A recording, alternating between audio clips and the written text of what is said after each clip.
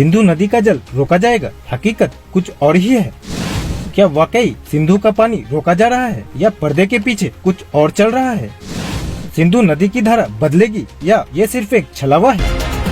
नमस्कार, आप देख रहे हैं ग्लोबल भारतवर्ष।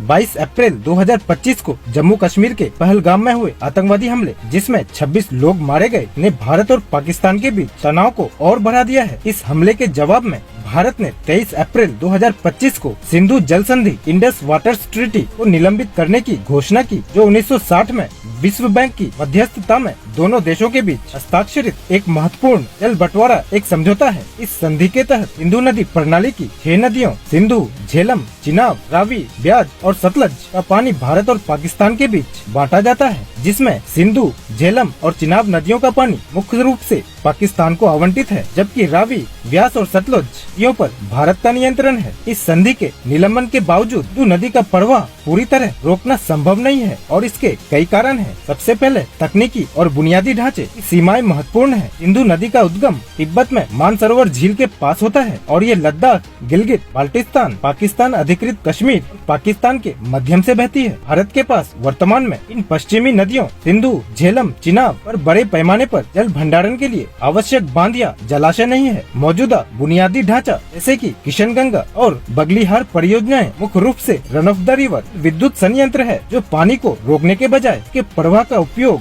बिजली उत्पादन के लिए करते हैं। विशेषज्ञों के अनुसार भारत अधिकतम 5 से 10% पानी वही तत्काल रोक सकता है। बड़े जलाशयों का निर्माण जो पानी को पूरी तरह से रोक सके कई वर्षों और भारी निवेश की मांग करता है। दूसरा, पर्यावरणीय और भूगोलिक चुनौतियां हैं। हिमालयी नदियां जैसे सिंधु उच्च गाद सिल्ट स्तर के साथ बहती है, जो बांधों में जल्दी जमा हो जाता है। इस गाद को अचानक छोड़ने से निचले क्षेत्रों में भारी नुकसान हो सकता है। इसके अलावा सिंधु का उद्गम तिब्बत में है, जहां चीन का नियंत्रण है। चीन ने पहले ही यारलुंग या संगपो ब्रह्मपुत्र पर बांध बनाए हैं और सिंधु पर भी ऐसी परियोजनाएं शुरू कर सकती है, जिससे भारत की स्थिति जटिल हो सकती है। तीसरा, कूटनीतिक और कानूनी निहितार्थ है। सिंधु जल संधि को विश्व बैंक ने मध्यस्थता के साथ लागू किया था। इसका निलंबन पाकिस्तान द्वारा युद्ध की कार्रवाई के रूप में देखा जा रहा है। पानी रोकने का प्रयास क्षेत्रीय तनाव को बढ़ा सकता है और अंतर्राष्ट्रीय समुदाय, विशेष रूप से विश्व बैंक, इस पर प्रतिक्रिया दे सकता है। पाकिस्तान की अर्थव्यवस्था विशेष रूप से